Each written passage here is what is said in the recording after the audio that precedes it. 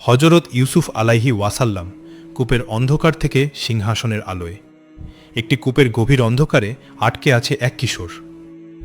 চারদিকে নিস্তব্ধতা, ভয় আর নিজের আপন ভাইদের বিশ্বাসঘাতকতার যন্ত্রণা। অথচ এই একই কিশোর একদিন হয়ে উঠবেন এক বিশাল সাম্রাজ্যের মন্ত্রী, যার প্রজ্ঞা আর ধৈর্যের গল্প পবিত্র কুরআনে স্থান পেয়েছে সবচেয়ে সুন্দর কাহিনী হিসেবে। ইনি হজরত ইউসুফ আলাইহিস সালাম। ইউসুফ আলাইহি ওয়াসাল্লাম ছিলেন হজরত ইয়াকুব আলাইহিস সালামের অত্যন্ত প্রিয় সন্তান। দক্ষিণ ইরাকের ফাদ্দান আরামে তার জন্ম। এরপর পিতার সঙ্গে তিনি চলে আসেন ফিলিস্তিনে। শৈশবের কিছু মধুর সময় তিনি কাটান এই বরকতময় ভূমিতে। কিন্তু পিতার গভীর স্নেহ আর একটি স্বপ্ন, যেখানে ইউসুফ দেখেছিলেন 11টি নক্ষত্র, সূর্য ও চন্দ্র তাকে সিজদা করছে। এই স্বপ্নের কথা যখন তিনি পিতাকে জানালেন, তখন থেকেই শুরু হয় তার জীবনের এক কঠিন অধ্যায়ের বীজ বপন। ভাইদের মনে জন্ম নেয় তীব্র ঈর্ষা।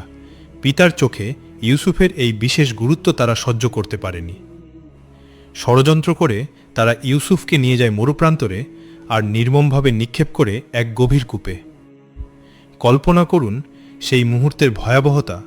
নিজের আপন রক্তের মানুষেরাই যখন বিশ্বাসঘাতকতা করে, তখন একজন কিশোরের মনের অবস্থা কেমন হতে পারে।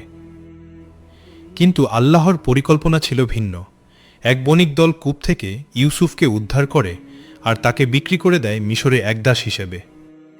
শৈশবের নিরাপদ জীবন থেকে রাতারাতি তিনি পরিণত হন এক কৃতদাসে পরিবার থেকে বিচ্ছিন্ন এক অপরিচিত দেশে অপরিচিত মানুষের মাঝে। তবু তার মধ্যে কখনো হারিয়ে যায়নি আল্লাহর প্রতি বিশ্বাস, কখনো কলুষিত হয়নি তার চারিত্রিক দৃঢ়তা।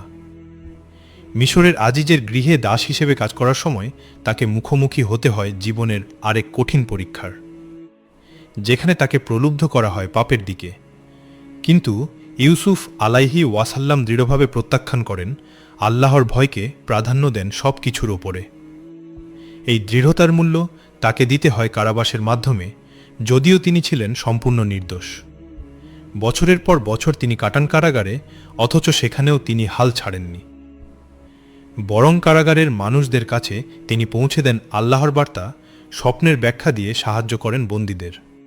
অবশেষে আসে সেই মোড় ঘোরানো মুহূর্ত। মিশরের বাদশাহর এক রহস্যময় স্বপ্নের সঠিক ব্যাখ্যা দিতে পারেন একমাত্র ইউসুফ আলাইহি ওয়াসাল্লাম। এই প্রজ্ঞা আর দূরদর্শিতার পরিচয় পেয়ে বাদশাহ তাকে মুক্ত করে দেন আর সম্মানের সঙ্গে তাকে নিয়োগ দেন রাজ্যের অর্থনৈতিক বিষয়ের দায়িত্বে। কূপের অন্ধকার থেকে যে যাত্রা শুরু হয়েছিল তা পৌঁছায় মিশরের মন্ত্রিত্বের আসনে। এরপর আসে জীবনের সবচেয়ে আবেগঘন মুহূর্ত। দুর্ভিক্ষের সময় খাদ্যের সন্ধানে মিশরে আসেন তারই সেই ভাইয়েরা, যারা একদিন তাকে কূপে ফেলে দিয়েছিল। তারা চিনতে পারেনি তাদের সামনে দাঁড়ানো ক্ষমতাবান মন্ত্রী তাদের হারিয়ে যাওয়া ভাই। ইউসুফ আলাইহি ওয়াসাল্লাম ধীরে ধীরে নিজের পরিচয় প্রকাশ করেন আর তাদের প্রতি প্রতিশোধ নেওয়ার পরিবর্তে ক্ষমা করে দেন উদারভাবে। তিনি বলেন, আজ তোমাদের বিরুদ্ধে কোনো অভিযোগ নেই, আল্লাহ তোমাদের ক্ষমা করুন।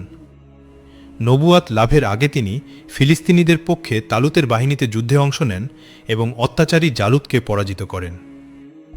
পরবর্তীতে আশদুদ, বাইতে দুজান, আবু গাউস, বাইতুল মুকাদ্দাস ও রামলার মতো গুরুত্বপূর্ণ অঞ্চলের শাসনভার লাভ করেন তিনি।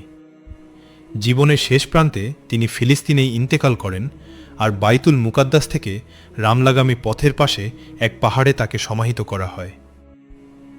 হযরত ইউসুফ আলাইহিস সালামের জীবন আমাদের শেখায়, বিপদ আর বিশ্বাসঘাতকতার মধ্য দিয়ে গেলেও আল্লাহর পরিকল্পনা সবসময় কল্যাণের দিকেই পরিচালিত করে। ধৈর্য, সততা আর ক্ষমার এই অসাধারণ দৃষ্টান্ত আজও মানবজাতির জন্য এক অনন্য শিক্ষা হয়ে আছে।